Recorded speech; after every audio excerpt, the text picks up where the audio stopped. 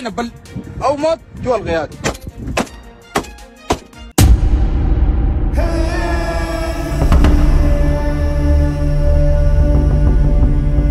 May mga lungsod na giniba ng digmaan. May mga bansa na bumagsak dahil sa gutom at kasakiman. Pero itong kwento na to, ibang level. Isang lungsod na literal na nabura sa mapa. Isang bansa na sinaksak ng sarili niyang mga anak. At isang masakar na nangyari sa harap ng buong mundo. Ang masakit, wala pang kumikilos. Ito ang kwento ng Al-Fashir, ang syudad na nilamon ng apoy, bala at gutom sa kanlurang syudad. Sa episode na to, pag-uusapan natin kung paanong nagbuwis ng milyong-milyong buhay ang syudad at kung kaya pa ba nilang iligtas ang sarili nila o kung tadhana na nilang maging isa sa pinakamasamang kabanata sa kasaysayan ng mundo. Handa ka na ba?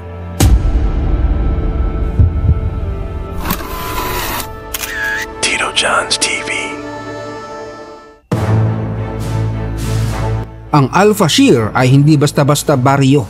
Ito ang kabiserang lungsod ng North Darfur, isa sa pinakamalaking rehiyon sa buong Sudan. Pero ngayon, wala na halos natira. 18 buwan na silang nakulong, walang pagkain, walang gamot, at ang mga kalsada puno ng dugo, bala at takot. Sabi ng United Nations, mahigit 40,000 katao na ang patay at 12 million ang lumikas. Grabe, parang buong Metro Manila na pinatakas dahil sa gera ang katumbas. At sa gitna ng kaguluhang yan, may dalawang grupo ang nag-aaway. Ang Sudanese Armed Forces o SAF at ang Rapid Support Forces o RSF. Parang pelikula, ito yung Army versus Army na parehong ayaw magpatalo. Parehong sumapang sa kapangyarihan. At ang masaklap na resulta, mga tao ang talo. Sobrang talo. Nitong unang linggo ng Nobyembre, tuluyan nang bumagsak ang Al-Fashir sa kamay ng RSF. Ito ang huling baluarte ng Sudan Army sa buong Darfur. Ayon sa Sudan Army, 2,000 katao agad ang pinatay sa loob ng ilang araw. Isipin mo, 1.2 milyong katao ang nakulong sa lungsod na yan ng 18 buwan.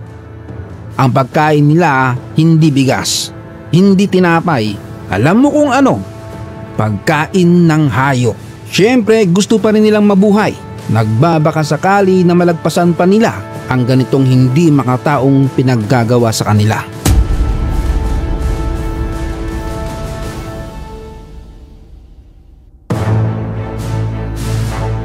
Ang RSF gumawa ng 56 kilometrong pader at barricade sa paligid ng lungsod para walang makalabas o makapasok.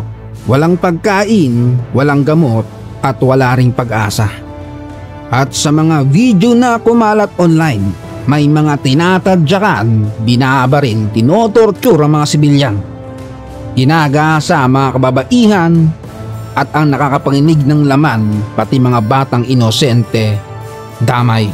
At ito pa ang nakakabwisit sa lahat. May mga sundalo pang nag-record ng sarili nilang krimen, parang proud pa sa pinaggagawa nila. Daig pa nila mga siraulong adik na ututo.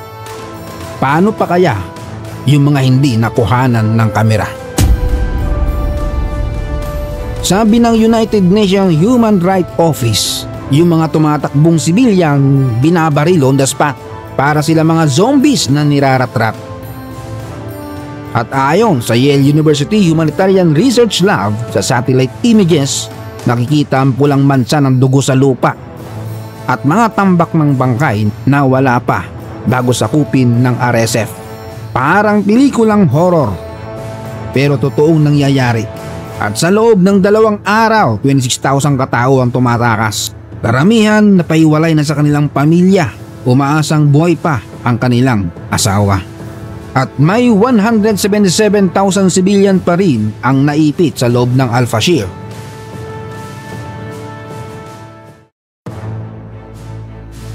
Hindi lang Al-Fashir ang biktima. Sa katabing rehiyon ng North Kordofan, may isa pang lungsod, ang El Obeid, na ngayon ay tinatarget ng mga kupal na RSF. Pati mga volunteers ng Red Cross at Christian Society ay pinatay. 5 ang kumpirmadong dead ball, 3 ang nawawala. Yung mga taong may mabuting puso na tumutulong, pati sila walang awang pinaslang. Ang Al-Fashir at Al Ubaid ay importanteng mga lugar dahil ito ang puso ng Western Sudan. Kapag nawala yan, hati ng bansa. Eastern Sudan sa South at Western Sudan sa RSF. Literal na nahati ang bansa sa gitna at mas malala, nagdeklara pa ang RSF ng sariling gobyerno sa Darfur. Parang nagsabi ng wag nyo kaming pakialaman, may sarili kaming republic. Ang RSF ay nagsimula sa isang tribal armed group noon na tinatawag na Janjaweed. Ito yung grupo na ginamit ng diktador na si Omar al-Bashir noong Darfur War 2003. Sila yung notorious na pumatay ng 100,000 hanggang 300,000 tao at nagpalayas ng 2.5 milyon. Sabi ng mga human rights groups, yan ay genocide, hindi lang gera. Noong 2013, ginawa silang opisyal na puwersa ang Rapid Support Forces. Tapos noong 2019, sila mismo ang tumulong magpabagsak kay Bashir.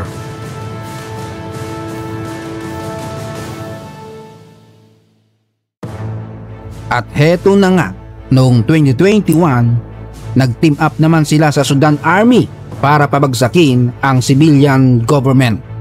Tropa noon, kalaban ngayon. Parang barkadahan sa politika sa atin. Hindi ganyan kagrabe pero nangyayari rin sa Pinas ang ganyang kasakiman. Dahil sa pera at agawan sa kapangyarihan. Kilala nyo sila. At heto na nga noong April 15, 2023, bumutok ang gera. Nung hindi sila magkasundo kung sinong totoong may hawak ng bansa. At kung paano i-integrate ang RSF sa army. Parehong suwapang at walang tiwala sa isa't isa. Alam nila pareho lang silang ogang. Simula noon, tuloy-tuloy na. Mga lungsod niraratrat, mga kababaihan, ginagasa, mga bata, nawawala. Sabi ng US Department of State, ang RSF at mga kalyado nila ay gumagawa ng genocide sa Darfur. At ngayon, pagkatapos sakupin ng Al-Fashir, parang nag-time travel pabalik sa 2003 massacre. Pero mas malala, may mga ulat ng ethnic killings. Kung non-Arab ka, automatic target ka.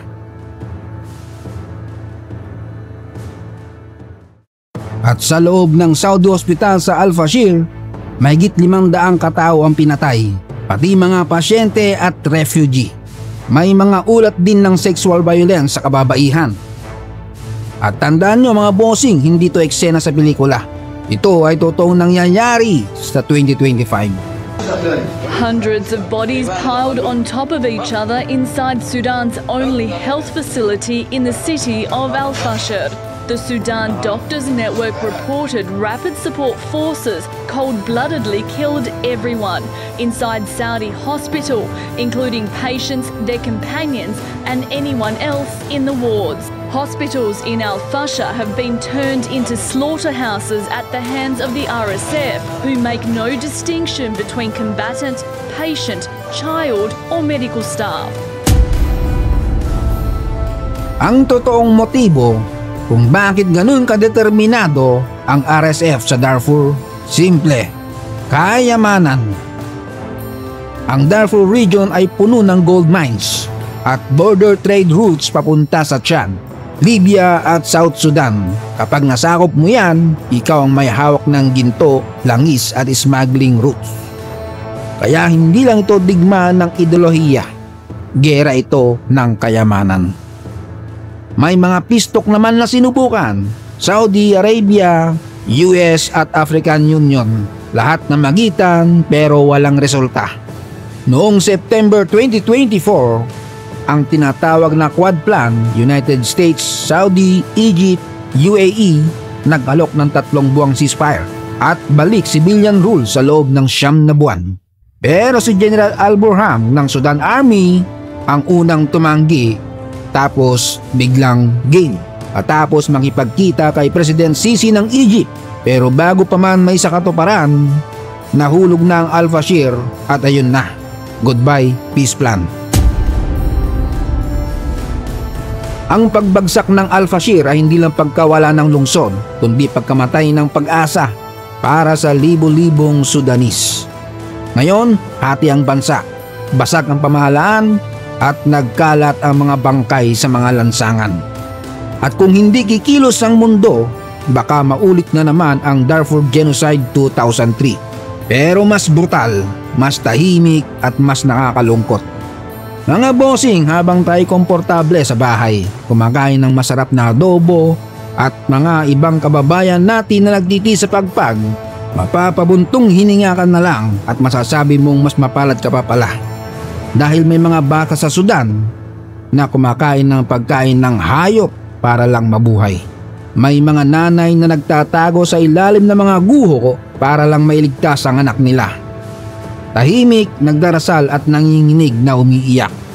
At may mga tatay na lumalaban, hinahanap ang kanyang mag-iina kung nasan na o kung buhay pa ba sila. Hindi lang ito kwento ng giyera, kasakiman at pera. Ito'y kwento ng pagiging tao sa mundo ng mga masahol pa sa hayop. At minsan ang pinakamasamang krimen ay yung manahimik sa harap ng kasamaan at ang masaklap, pinagtatakpan at pinaglalaban pa natin. Pag narinig mo tong kwento ng Sudan, may isip mo, swerte pa rin tayo kahit minsan stress lang sa trabaho. At syempre, kung gusto mo pa ng mga makabuluhang kwento na may kwenta, like, comment at subscribe sa Tito John's TV kung saan ang mga balita ginagawang kwento at ang mga kwento ginagawang buhay. Hanggang sa muli.